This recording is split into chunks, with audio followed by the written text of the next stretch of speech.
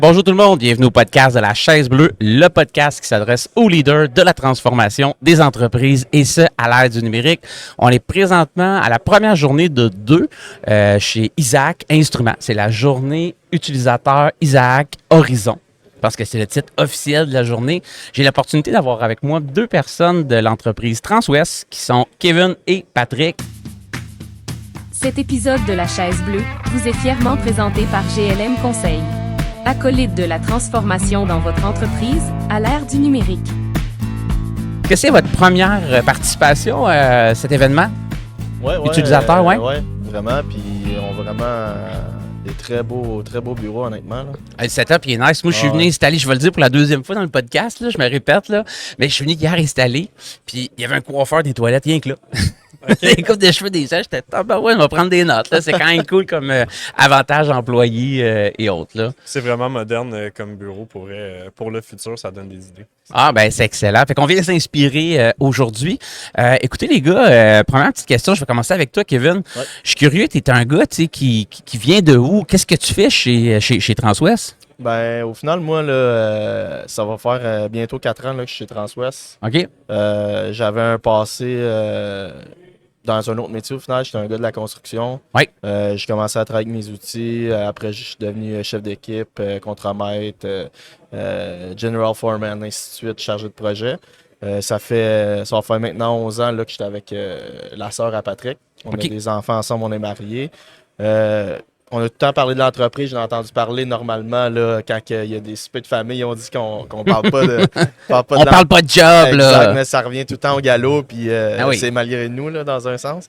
Mais ça, il y a eu des personnes qui ont pris leur retraite au fil des années. Oui. Puis un moment donné, on jasait avec Pat, on jasait avec Audrey, avec Réal, qui est toujours le président aujourd'hui de l'entreprise. Oui. Qui est toujours présent avec nous, day to day. Puis, c'est un gars assez impliqué réel là, quand même. Je l'ai vu, il me semble, en plus dans le journal il n'y a pas longtemps, qui a fait une belle sortie puis tout. Très impliqué. C'est un gas qui a l'air très intense puis très compétent dans le domaine à fond. Là. Exact. Puis je te dirais que on a jasé. J'aimerais ça venir. Le timing il était. Quand on a pris la décision, on était vraiment au bon moment. Comme je te dis, il y a du monde qui ont pris leur retraite.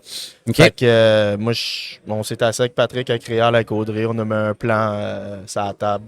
Puis aujourd'hui, là, comme tu as dit, c'est un gars qui est passionné. Puis c'est une des raisons pourquoi j'ai décidé de faire le changement de carrière. Parce que s'il ne serait pas aussi passionné puis qu'il ne serait pas aussi impliqué dans l'entreprise qu'il l'a en ce moment, je suis pas sûr que j'aurais fait le changement. Mais c'est une des raisons vraiment qui m'a fait faire le changement. Puis aussi de vivre ça là, dans une entreprise familiale avec Pat et Audrey, qui est ma femme aujourd'hui. Donc, c'est une des principales raisons pourquoi j'ai fait le switch. Non, c'est sûr que ça l'influence, la passion, ça se ressent, puis ça l'attire les talents alentour de ça. Mais puis tu fais quoi dans l'entreprise présentement? Ben, en ce moment, je suis directeur des opérations chez Transwest. Ah, nice. Patrick, de ton côté? Avant de rentrer dans Transwest, j'aime ça connaître le monde un peu background, quelqu'un qui venait de où, puis... De mon côté, j'ai toujours travaillé chez Transwest. Depuis que tu as fini l'école, mettons. Depuis que j'ai fini l'école, j'ai toujours travaillé chez Transwest. J'ai gravi les échelons. J'ai commencé par les douanes. J'ai fait du service à la clientèle. J'ai travaillé dans le garage.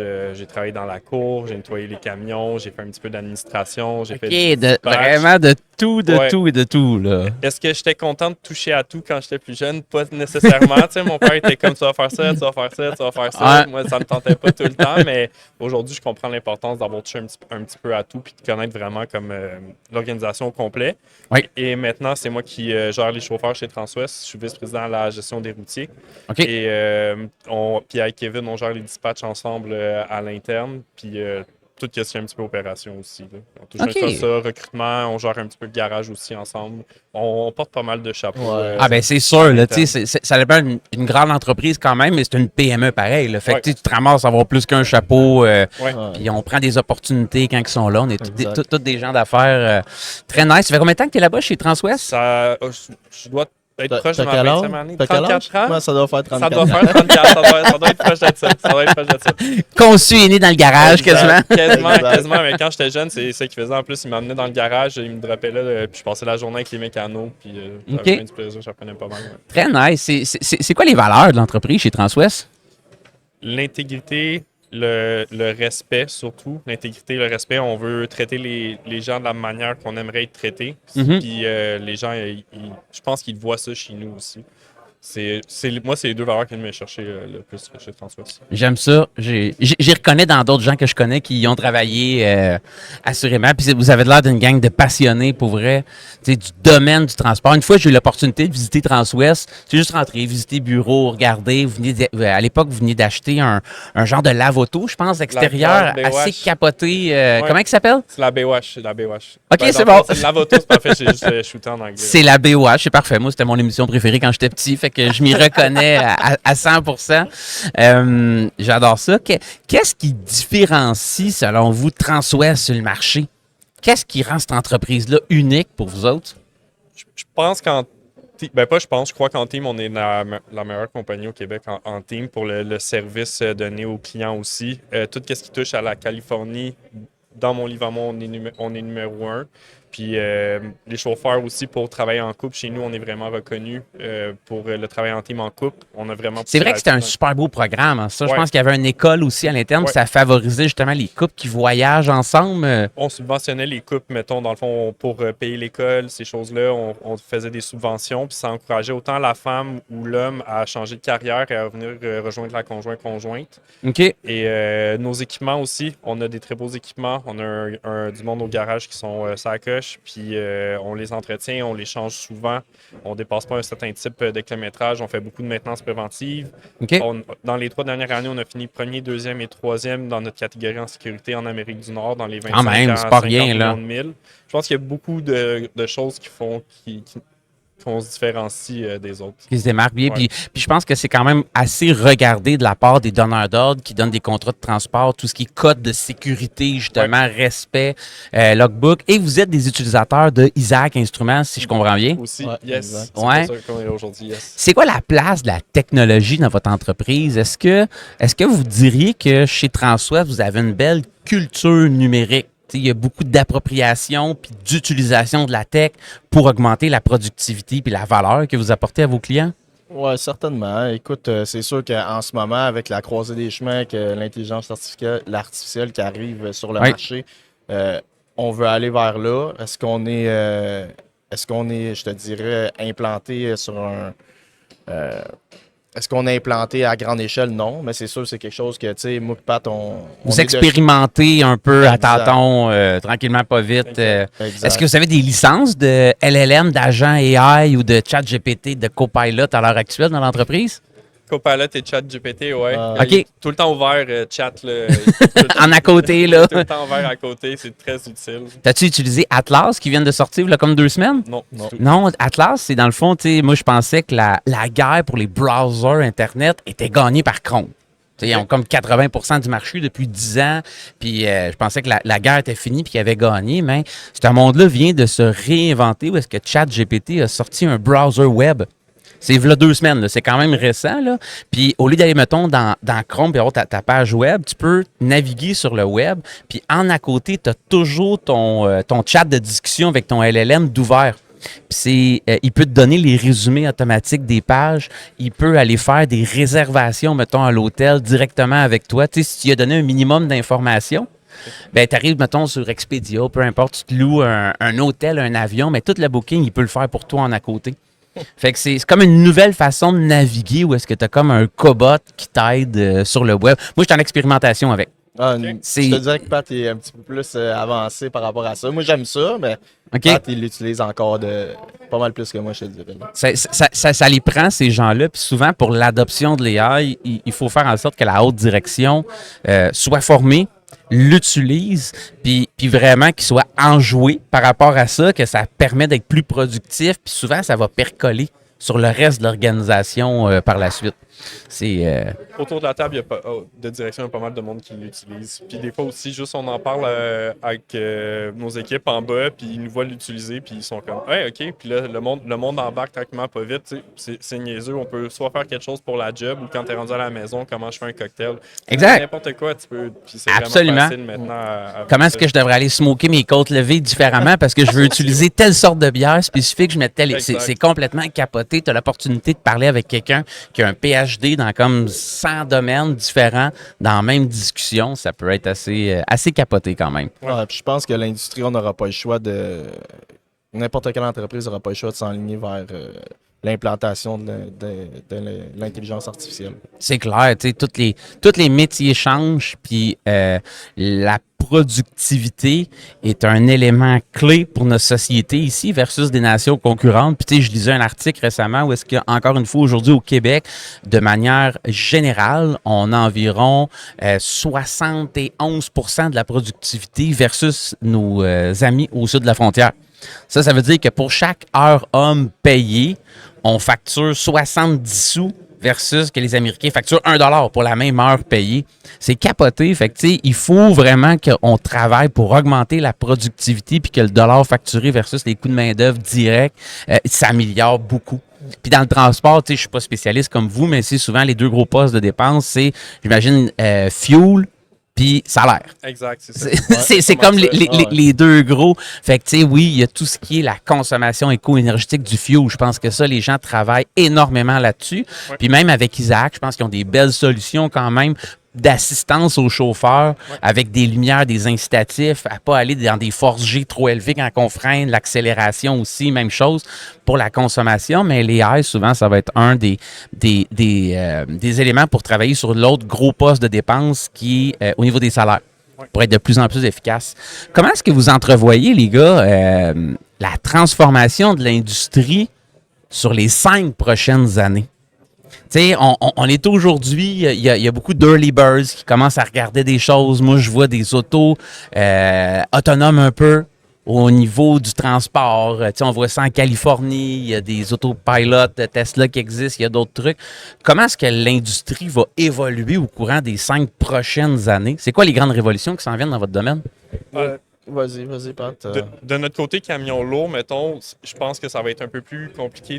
Camion lourd longue distance, aller en Californie, ouest canadien, on regarde des solutions des fois que ça soit électrique ou des choses comme ça, mais pour le moment, nous, ça vient vraiment pas toucher notre réalité personnelle, juste du fait que on va dire l'électrification. Nous, on brancherait 10 camions chez Transwest, puis la Chine aurait plus de... Il n'y a plus personne qui... Le grid serait out, là.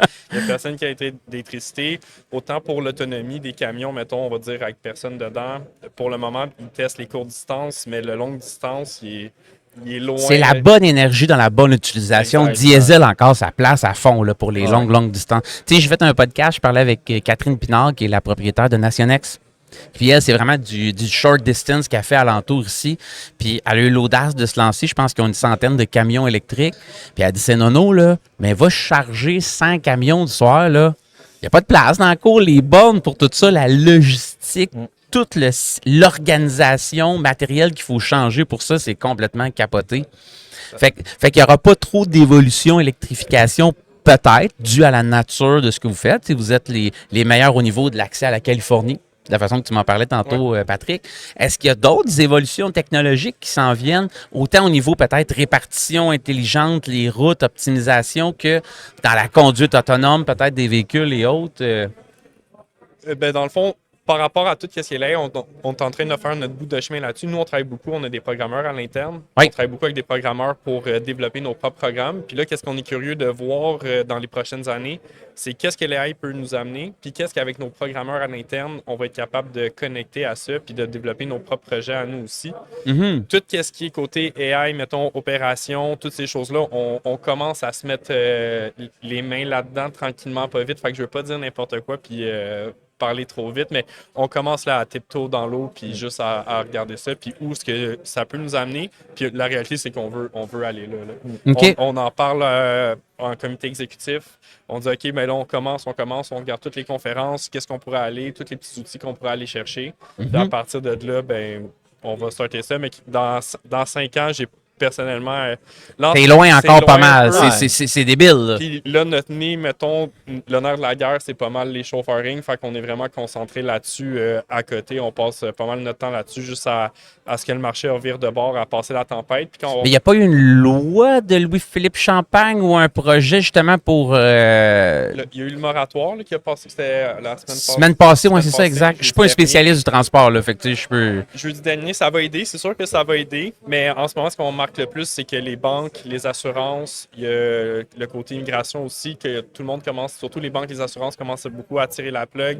Nous, on a des clients qui faisaient pas, mais qui ne faisaient pas affaire avec nous. Puis là, ils ont commencé à nous recontacter parce que justement, ils ont vu le phénomène. Ils veulent se détacher du phénomène. Ils l'ont testé, ils l'ont essayé, ils sont allés voir. Je pense pas qu'ils l'ont testé, je pense qu'ils en ont profité le plus longtemps qu'ils pouvaient. Là. OK. Ça, je pense on va dire. On va appeler un chat, puis un chien, un chien. Exactement. Parce que c'est le nerf de la guerre, les coûts, justement. L'industrie est tellement rendue lean, puis c'est une bataille de coûts à ce niveau-là. Fait que l'optimisation, puis ça a comme été un raccourci, dans le fond, qui s'est offert dans le marché. Fait que, mais vous sentez que les gens reviennent de tout ça tranquillement, pas vite? Moi, je pense que oui. Je pense que les clients, oui, pour eux, avant, là, avoir un beau tracteur, une belle remorque récente, il y en a qui portaient de l'importance à ça. Okay. Ça a pris le bord un petit peu parce qu'ils voulaient sauver des coûts, parce que veulent pas leur coût d'opération, eux autres aussi augmentent, leur assurance augmente, les taux d'intérêt augmentent, tout. Fait qu'ils se disent, bon, on va aller sauver où est-ce qu'on peut sauver pendant le temps qu'on peut le sauver. Ouais. Là, en ce moment, c'est en train de virer de bord dans le sens que, ils veulent pas être le premier à sortir, d'après moi, first page du Journal de Montréal. C'est clair, là. Un peu comme que, je pense, ça a sorti ce matin ou hier matin, là, dans le Journal de Montréal, il y a des entreprises qui commencent à être ciblées par rapport à l'utilisation de ces chauffeurs-là. Inc, là, ouais. Exact. Fait que là, ils se disent, peut-être à revirer de bord avant que nous autres, on sorte. Fait que... Je pense c'est bon, ça. Fait que j'espère que ça va tendre à diminuer. C'est qui le client parfait chez Transwest? Le client parfait? Ouais, c'est qui qu'on vise, là? Qui c'est qui nous écoute? Soit des manufacturiers, des importateurs, des gens qui disaient ça, là, si je remagasine mon transport, je veux diminuer mes chauffeurs Inc. en à côté. Ça serait qui devrait penser à appeler chez Transwest pour évaluer l'opportunité d'affaires? C'est une bonne question, honnêtement. Je suis tannant de même. Moi, ils m'ont dit, le punch dans nos top clients ici, là. Tout le monde qui ship, mettons, dans l'Ouest américain, l'Ouest canadien, qui fait de la côte Est, qui veut un bon service avec des chauffeurs qui sont excellents, avec une équipe qui va travailler avec une compagnie qui a une équipe à l'interne qui répond à leurs besoins en tout temps. Mm-hmm. On met le client d'avant, c'est sûr. On est le soir, on est ouvert 24 sur 24, 7 jours sur 7 pour répondre à la demande de nos clients. Donc, n'importe quel client qui veut faire affaire avec un excellent transporteur. Ship aux États-Unis, là. C'est ça le point que tu m'as renommé qui converge beaucoup. Ouais. Service, proximité, 24/7 aussi, c'est là. Ouais, en tout cas, moi, je peux te dire, c'est ouvert 24/7. Je suis déjà allé me parker chez vous la nuit, laisser mon auto là pendant 3 jours parce que j'ai fait un voyage d'affaires, je suis revenu, là. Fait que, il y avait du monde qui rentrait, sortait directement, là. Ça, c'est... Puis... Vas-y, Pat, excuse. On est ouvert à tout. Appelez-nous et à partir de là, on regarde ça. Puis le meilleur moyen de rentrer en contact avec les gens chez vous, site web, contacter LinkedIn, on trouve ta page, on t'envoie un message. Exact. Là, vous appelez au bureau ou vous pouvez vous présenter en présentiel aussi. Je sais que c'est rendu... old school quand même. Écoute, c'est bon. C'est le fun. Là, des fois, on rencontre des clients puis t'as même pas la chance de les voir en présentiel. C'est en Zoom, la caméra fermée. Je trouve que la proximité, elle a changé un peu depuis le temps. C'est tout le temps le fun quand le monde prenne le temps de venir te voir. Ou vice-versa, nous, on peut aller se présenter aussi. Mais site web, on appelle au bureau, les plateformes Facebook, LinkedIn. Excellent. Écoute, dernière question, les gars. Je m'amuse. J'aime beaucoup l'entreprise Transwest. Là. J'aime ça en apprendre encore plus sur la business. Puis, écoute, le soleil il est ressorti un peu. Là, on décide, mettons, qu'on va prendre une marche ensemble.